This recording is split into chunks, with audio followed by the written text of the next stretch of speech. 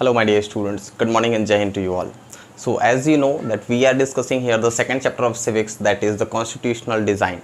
In that chapter we have already discussed the definition of constitution. We have discussed the South African society during 17th and 18th century. We have discussed so many restrictions, rules and regulations that were made for the blacks community. Okay, look guys, one thing I had forgotten in the previous class to tell you, that all that restrictions, all that rules and regulations which were made for the black community and you can say the colored community, that are known as segregation. Okay, segregation means the difference, the differentiation है ना, जो difference था blacks का whites के लिए, that is known as the segregation. Okay, and now today we have to start with the topic that is apartheid. What is apartheid? That is also related to segregation. Look, segregation is what? All that rules and regulations that are made for the blacks, that are known as segregation. What is apartheid? A system of racial discrimination in South Africa. That means कि racial differentiation, that means skin के color के according जो differentiation था south Africa के लोगों के बीच में, that is known as the apartheid system, है ना.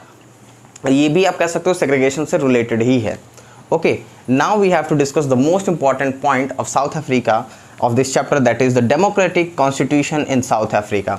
कि साउथ अफ्रीका में democratic constitution actually बना क्यों और कैसे. देखिए रीज़न क्या था अब आपको समझ में आ गया है, because as we have discussed that white community has so many rules and regulations, so many restrictions for the blacks, और इससे जो blacks community थी वो काफ़ी परेशान थी, and slowly they have started so many movements and protest against this.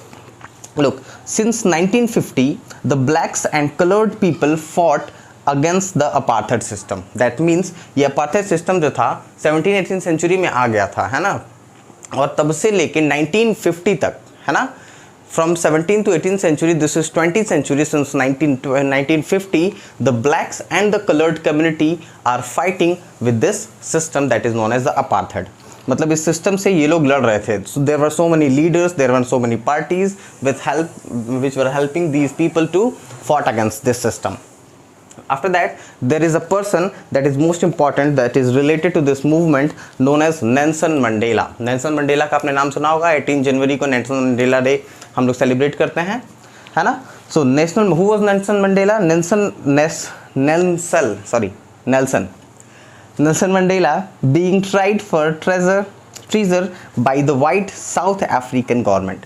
जो Nelson Mandela थे वो एक आप कह सकते हो लीडर थे, है ना, कांग्रेस पार्टी से, जो साउथ अफ्रीका की पार्टी थी, वहाँ से एक लीडर थे जिनको वाइट कम्युनिटी जो थी, वाइट गवर्नमेंट जो थी, उन्होंने उनको ट्रीजन के लिए क्या किया था, उनको प्रिजन बना लिया था, कैदी बना लिया था, प्रिजनर बना लिया था, है ना. मतलब ये ट्रीजन का क्या मतलब होता है? ट्रीजन मीन्स होता है अपने देश के अगेंस्ट कुछ करना, है ना, do something against our country, that is known as treason. और इसी के लिए जो वाइट कम्युनिटी थी उन्होंने नेल्सन मंडेला को जेल में रखा था, जेल में बंद कर दिया था.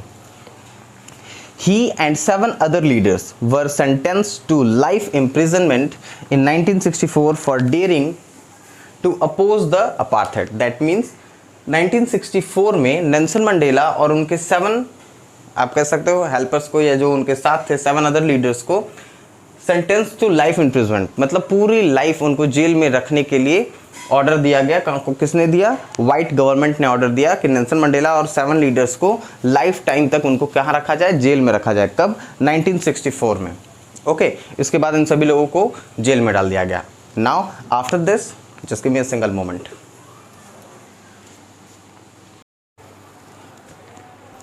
Look guys, after that he means Nelson Mandela spent the next 28 years in a South African most dared prison on Robben Island. हुआ क्या? Nelson Mandela and the 7 leaders, okay, were sentenced to life imprisonment in a jail that was present on the Robben Island. That was the most dared prison of the south Africa आप you can से, है ना. Nelson Mandela और उनके 7 leaders को south Africa के सबसे dangerous jail, सबसे भयानक जेल आप कह सकते हो, उसमें रखा गया.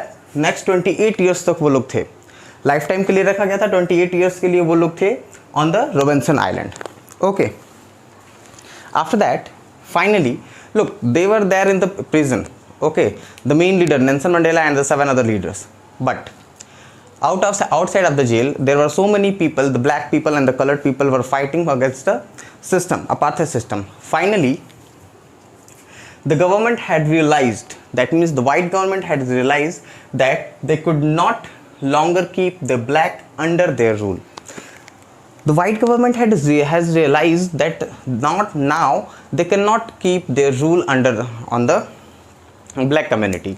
उनको रियलाइज़ होने लगा कि ब्लैक कम्युनिटी जो है ये काफ़ी अब एग्रेसिव हो रहे हैं, काफ़ी पावर में आ रहे हैं और अब उनको कंट्रोल करना पॉसिबल नहीं है वाइट गवर्नमेंट के लिए. तो उन्होंने किया क्या, after 28 years of imprisonment Nelson Mandela walk out of the jail as a free man. इसी बीच 28 ईयर्स बीत चुके थे slowly and Nelson Mandela has walk out from the jail as a free man. अब वो एक फ्री मैन जैसे jail से बाहर आ गए थे. देखिए हुआ क्या, इधर नेल्सन मंडेला जेल में जा रहे हैं and outside of the jail there were so many parties, so many different countries were also participating in the fight against the white system, है ना, अपार्थाइड सिस्टम. दूसरी बहुत सारी कंट्रीज भी थी जो साउथ अफ्रीकन लीडर्स का साथ दे रही थी अपार्थाइड सिस्टम को ख़त्म करने के लिए. They were also thinking that is not good for them. Just give me a single moment guys. Okay. And one more thing, this side white government, that they are realizing, what they are realizing, that now they cannot control the black people, है ना, कि अब वो उनको control नहीं कर सकते क्योंकि अब ब्लैक पीपल सिर्फ अकेले नहीं थे, कलर्ड एंड ब्लैक पीपल अकेले नहीं थे, उनके साथ बहुत सारे लीडर्स भी आ चुके थे और दूसरे दूसरे कंट्रीज़ का सपोर्ट भी मिल रहा था उनको. That's why that you can say the people of South Africa they were non white, जो वाइट नहीं थे, they are all in very you can say they are all in power and now they were very aggressive against the government. So that's why government realized that they could not keep them in their rule. After that after 28 years also Nelson Mandela came out from the jail. और अब देखिए अब तो Nelson Mandela जो उनके leader थे वो भी जेल से आ गए थे, तो अब उनको और भी ज़्यादा सपोर्ट मिलने वाला था. Finally what happened, at the midnight of 26 April 1994, please remember this date, this is very important, 26 April 1994. Okay, the new flag of the Republic of South Africa was unfurled and the apartheid system came to the end. Finally 26 April 1994 को क्या हुआ कि south Africa में उनका अपना flag fall किया गया, मतलब लहराया गया. 26 अप्रैल 1994 the new flag of the Republic of South Africa, मतलब साउथ अफ्रीका कंट्री का अपना फ्लैग, मतलब ब्रिटिश फ्लैग नहीं, अपना फ्लैग क्या किया गया, अनफोल्ड किया गया and the apartheid system came to the end. और अपार्थाइड सिस्टम का इसी के साथ क्या हुआ, एंड हुआ. फाइनली यहाँ पे अपार्थाइड सिस्टम खत्म हो रहा है. अब इसके बाद देखिए क्या हो रहा है, कॉन्स्टिट्यूशन में कैसे चेंजिंग आ रही है, we will discuss it. Wait a second. लो guys, when apartheid system has finished and the white government has realized that they cannot control the blacks, then after that South Africa become a republic country.